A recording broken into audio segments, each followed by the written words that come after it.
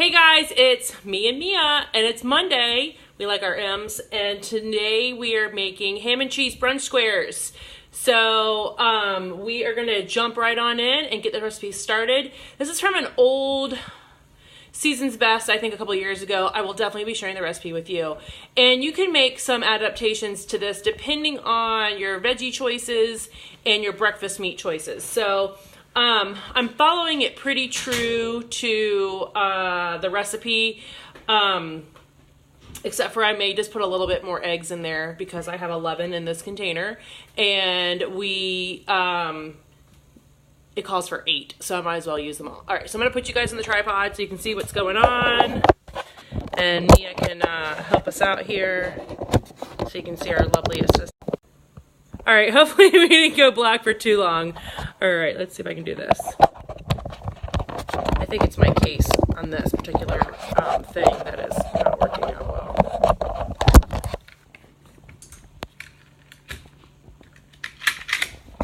I'll just do it like that. There we go. All right, so the first thing that we're gonna do is Mia's gonna work on the hash browns over here. So this is just a bag of like Ore-Ida hash browns that I have been sitting in the fridge since this morning, so they're a little squishy. And she's gonna use the mix and chop and just break them up. And then what I'm gonna do is get some of our veggies ready over here. So, so you see her doing that over there. All right, so the first thing we're gonna do is we're gonna take our 2 plum tomatoes. The recipe calls for 3. We don't love tomatoes, raw tomatoes in this house, so we're just gonna do 2. All right, so serrated knife to cut these babies with the end off and down through the center there. I like to use my corer and more for the job of taking the seeds out of my tomatoes. So I'm going to use my trash bowl over here and then just do this. So I do this a lot with when I'm making salsa because I don't want like it too wet with tomato seeds and stuff. I also do this when I'm using cucumbers in a salad to take the seeds out of a cucumber. Cucumber seeds give you indigestion. That's why you can always taste your salad the next day. We've used this to like take the seeds out of a cantaloupe and a jalapeno too. Like if Drew was in here making this, he'd probably want some fresh jalapenos, which I may add some if we have any left from tacos last week to put into the recipe. All right, so we're just gonna add our trash bowl. Another tool I really like for this is called the scoop loop. I can do the same thing by scooping things out of there, but this is great for bigger things like the cantaloupe, a pumpkin, squash, and things like that. So this is a really handy little guy. It's got like some nice little serrated teeth right there with that. All right, so once we've got our tomatoes de-seeded, I'm just gonna cut them into little chunks here so that we can have little teeny pieces because nobody likes big chunks of tomatoes, like I said, in my family. So yes, as Mia says, but it does add some good flavor, and we do like ketchup, we do like salsa, we do like spaghetti sauce. We're just weird about tomatoes. I did learn though that very early in my business, because before there was Google, there was my mother. And so when it came to the first time I was making a recipe, the recipe said plum tomatoes, but the store only had Roma. So I had to call her and say, Mom, what's the difference? And I did not know, but they're the same thing. So a Roma tomato and a plum tomato are the same thing. And then you've got your vine tomatoes. And I do know, like, when I'm doing another really old recipe that's good on your large bar pan is the fantastic focaccia bread. And that tastes really good with some nice Roma tomatoes. So that's one time that I will eat Roma tomatoes, and you simple slice them so that you have like little circles of Roma tomatoes, thinly sliced.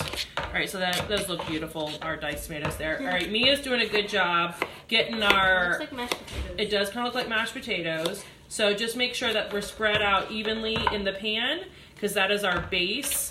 And then once you've got that kind of spread out like that, I'm then gonna have you grate some cheese. Ooh, yeah. I believe. So let's look at that. So using the microplane, blah, blah, blah, blah, blah, crumble the hash browns and then sprinkle with some cheese. All right, so let's go ahead and do that. All right, so we've got our block of cheese here. Megan, you'll be happy to know, Kroger brand. All right, this was, comes out to I think 3 cents. Was it 3 cents an ounce today when I bought this big old package? So that's good. So I'm just gonna open with my knife. I could reach over there and get the shears, but we're trying to be kind of quick here. All right, Mia, I think you're done there, all right? All right, so when we do our marker plane, cheese is just something we don't measure a whole lot in this family because we like cheese. It's like a food group. So I'm just gonna take our cheese grater. We're gonna lay it flat so that we can see this. So can they see? Yeah, they can see. So let's look over there. All right, so let's do this. We just grate our cheese directly on top of our taters. Mia, look at that recipe. Does it say, it just says sprinkle half the cheese? Using the microplane, grate the cheese, the more the better. The more the better, because? We never measure chicken, chocolate, cheese, and calories. Right, the 4 C's. All right, so I think it said 8 ounces, right? And this is a package of 16. So I'm just gonna grate until I'm covered up here. All right, so that looks pretty covered. And then we'll save the rest to do some on the top. And of course, you see that? Mia's over there eating the cheese. I always say that at my show, that whenever there's fresh cheese grated, people always eat it directly off there before it gets to where it needs to be. All right, take that. Let's go put that in the oven. And so that is to get the potatoes kind of crispy and the cheese melted. And so that's just going to be for a few minutes. All right. So Mia, you got that in there? All right, she's a good little helper. All right, so next we did the tomatoes, and we are gonna move on to our scallions and ham. So with the scallions, it calls for 4 or 5. I bought a bunch today, and the tops were kind of wilty, wimpy, whatever you want to use. So I'm gonna probably just cut them all up because I probably won't end up doing anything else with these this week. So I'm gonna grab my chef's knife, which is my color-coded chef's knife. I love this color blue, by the way. And so we are gonna do this. So you just line your, can you guys see that? You just line your little scallions up, and I already kind of preliminary cut the ends off when I was rinsing them, and you kind of just knuckle up on it. So you like put your fingers here and roll your knuckles a little forward, and then do your knife. So if you'll notice, I'm holding my knife with this knuckle here. You don't point your finger, you kind of do it like that. No instruments. All right, so we actually, Pampered Chef Tech's Kitchen did a video on how to properly hold a knife and some knife skills. It's a really good one on YouTube.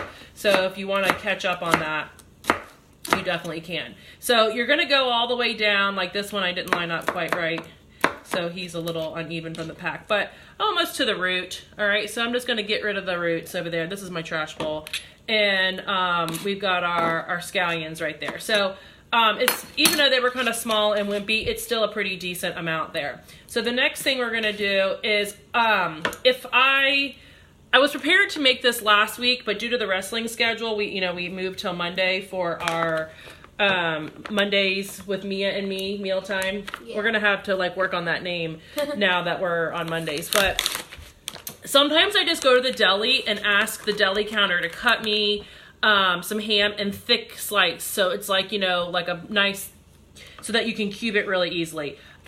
Last week I just bought Kroger brand because I'm just gonna slice and dice it up like this. So I'm gonna just put it down here with my scallions and cut it like that. The ham looks delicious. The ham looks delicious, and then we'll just try to see. It's not gonna be beautiful cubes because it's not thick. It's just deli like luncheon meat. But you kind of get the idea. This is where you can definitely change up your breakfast meat. I have done cooked sausage this way. And then the ham is the original ingredient for this. If you're a vegetarian and you don't want to do any vegetables, just leave this out. All right. And you don't have to worry about adding any breakfast meat. I don't love bacon in this particular recipe. I would totally eat bacon on the side, but I just don't necessarily like cooking bacon in with egg and then putting it back in the oven. It seems like it gets a little wimpy, and I like my bacon crispy. But if you're okay with wimpy bacon, you can do that. Or you could do like Canadian ham, which is like ham and bacon mixed. All right, so we're gonna chop up our ham, and we're gonna reserve a little bit of these scallions here. So we'll leave a little bit because we're gonna use that as a topping. All right, so we're gonna mix our ham and our scallions together. And then next what we're gonna do is we're gonna put it in the saute.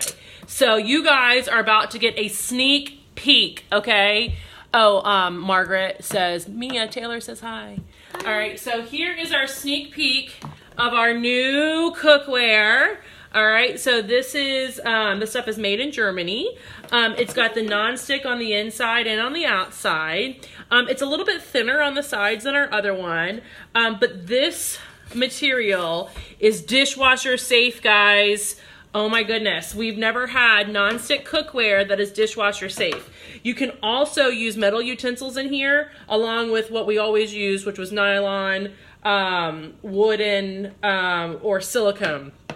And then for easy, for putting it in the dishwasher, what makes it really easy is, look at this. The handle comes off.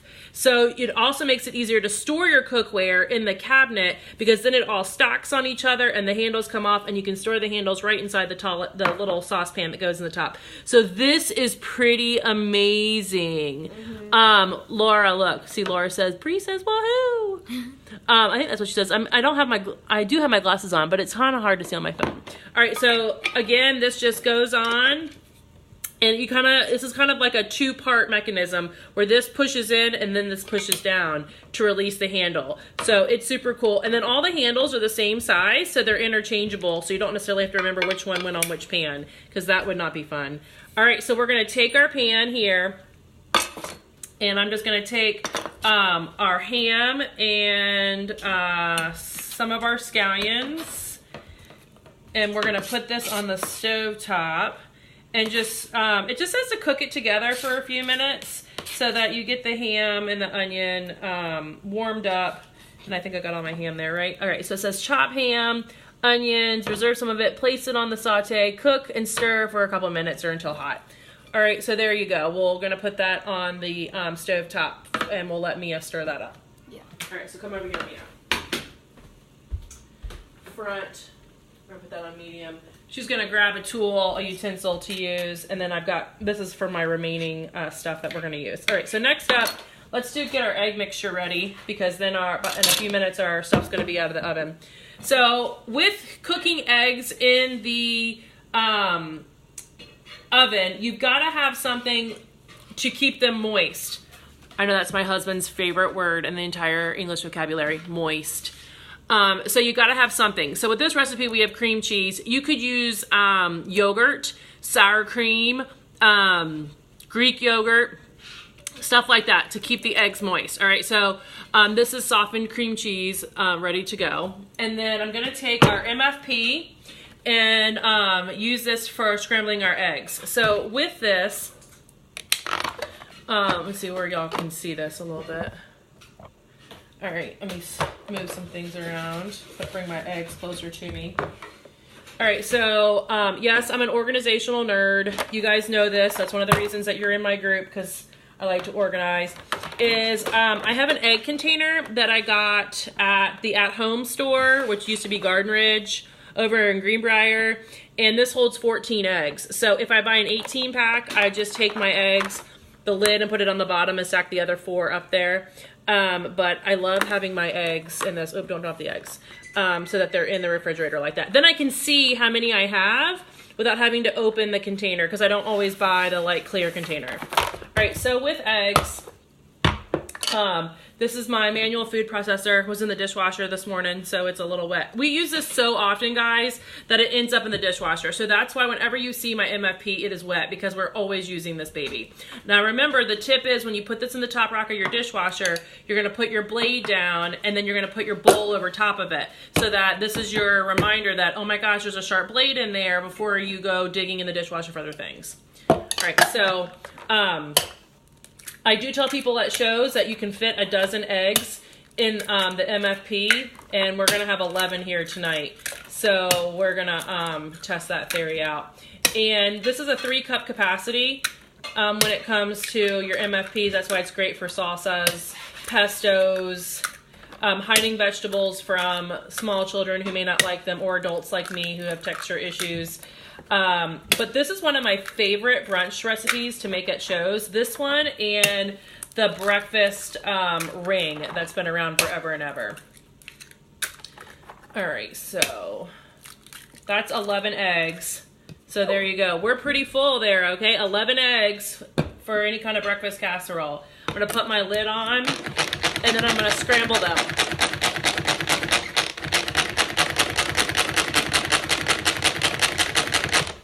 All right, so there's my dozen eggs, scrambled, ready to go. Or 11, I'm sorry, we're one short. What do you call one short? It's not a baker's dozen because that's one more. So I don't know, I guess there's a baker, I don't know, that would be a weird tool. All right, so we're gonna add our egg to our cream cheese. And that knife looks like it wants to fall off. We're gonna put this in the sink. And then Mia getting it warm over there. All right, she's getting the ham and everything warm.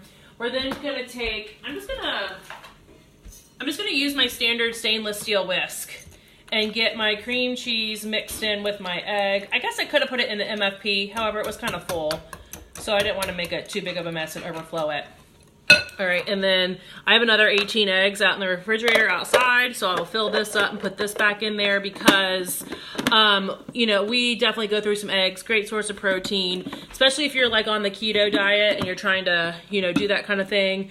Definitely gonna have some eggs. All right, so, oh, I just dropped the lid. All right, so we're gonna whisk the cream cheese and the eggs, and then I could have put my salt and pepper, I guess, in with the eggs. I kind of forgot that. So we got our black multi peppercorn here.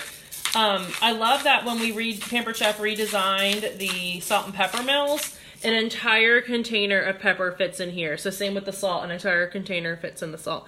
And so you don't fill it up and then have this little bit left over. With our previous set, we had that. So we like black pepper, so I'm just gonna do that. All right, so we're adding in our egg, we're adding in our pepper, and then Mia, how's the ham and scallions going over there? It smells delicious. It smells good. Y'all want to see what she's doing? It can cook a little bit longer. All right, so I just put it on. I didn't put it on too high of a heat. Yeah. So it's just getting warm, and then let's look in our oven here. Oh, look at that.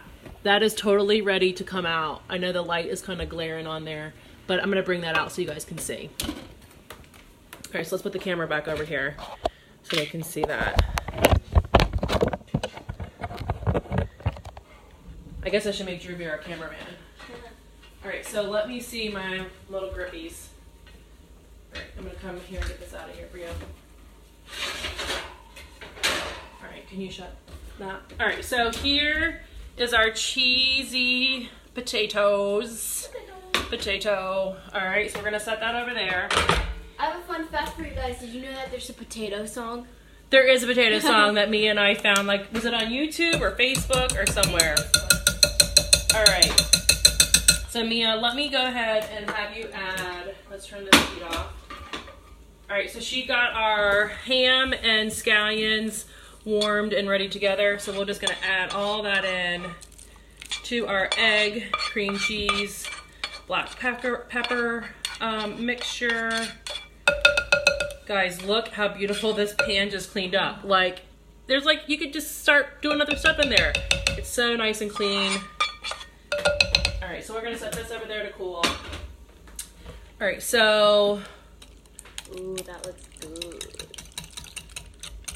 All right, so let me just make sure I have all my stir-in ham to egg mixture. All right, remove it from there. Okay, so we got it on our cooling rack, our stackable cooling rack. We've got all this goodness mixed in. All right, let me get this out of the way so that they can see what's going on here.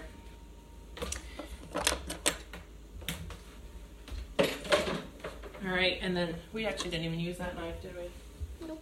So we'll just set that over to the side. All right, so let's move this back. Here, put that in the fridge for me. All right, so we brought our stone up kind of close so you guys can see that. Now, don't forget, this stone is hot, so you don't want to touch that like I almost did. But you can see how nice and seasoned my stone is. It's beautiful and brown. So when you get a newer stone, it's kind of lighter in color like this. So this is actually my cookie sheet that's lighter in color. You can see it's starting to season in some areas. But this is what a beautifully seasoned stone looks like. And people ask me all the time, what happened to the handles? Why does it have handles now? So this is like one of my original stones from a really long time ago. So you can see how well loved that is, because we've had this stone for a long time. Now, one of the things that's great is that stoneware is actually on special next month. So you can get a piece of stoneware at 60% off. So that would be really awesome. It's like Black Friday. It's kind of like Black Friday, yeah. For any hostess that ever hosts a show. All right, so this is why I love brunch shows, because I usually do them at like 10 in the morning, and then you're home by like noon, and you can go about your day. All right, so we're gonna. Doesn't matter. All right, get that all kind of. Can you hand me a scraper? Yes. All right, I just got kind of a bigger piece of cream cheese right there that I didn't whisk. I'm pampered, not perfect, guys. You guys know that, right? All right, so we'll take our scraper here, and we get all of our goodness out. Yum. So, and we'll spread that. You can smell the little bit of the scallions on there. The cream cheese will help keep the egg from drying out too much. Here, I'll try to scoop that cream cheese over into that corner. Yeah. Because that corner was a corner little... looked lonely. That corner was lonely, Mia said. All right, so it was lonely. All right, so we got all that. So let's just make sure. Crumble hash browns, sprinkle with half the cheese. Meanwhile, blah, blah, blah. Remove pan from trivet. Pour egg mixture, and then bake. Okay, so we're going to bake it just like this. Then when it comes out, we are going to top with our tomatoes, our scallions, and then some more cheese. And if you wanted to put, you know, some more black pepper on there, you could. Do you think Drew's going to want some jalapenos? Probably. Look in the fridge and see if we have any. Knowing him. So I can put a couple jalapenos over here for him. Is there a jar of them? Just a little bit. All right, so let's do that. Slice them up. So here's our jar strainer, and because there's not that many jalapenos in here, I'm just going to dump this in here. So I love that I can just do that. Now mine's pink, all right, because it's from many, many years ago from our Help Whip Cancer campaign. The one in the catalog now is white. So now I can just take our jalapenos and I'll sprinkle them on. Oh, that's a big one. Yeah. All right, so that gives Drew the jalapenos on his side. You know, he's a growing boy, so he'll probably eat all of that in one meal. Since he had wrestling this weekend, and there's another thing tomorrow. So that looks good. All right, we're gonna put that in the oven, and then since you guys don't want to stay around watching my oven for the next 8 minutes, I'm gonna go ahead and stop our recording in a minute. But I want, and I'll send you a picture of our final product and of the recipe, so that you can do this yourself at home if you'd like. And remember, you can change it up and add different breakfast meats.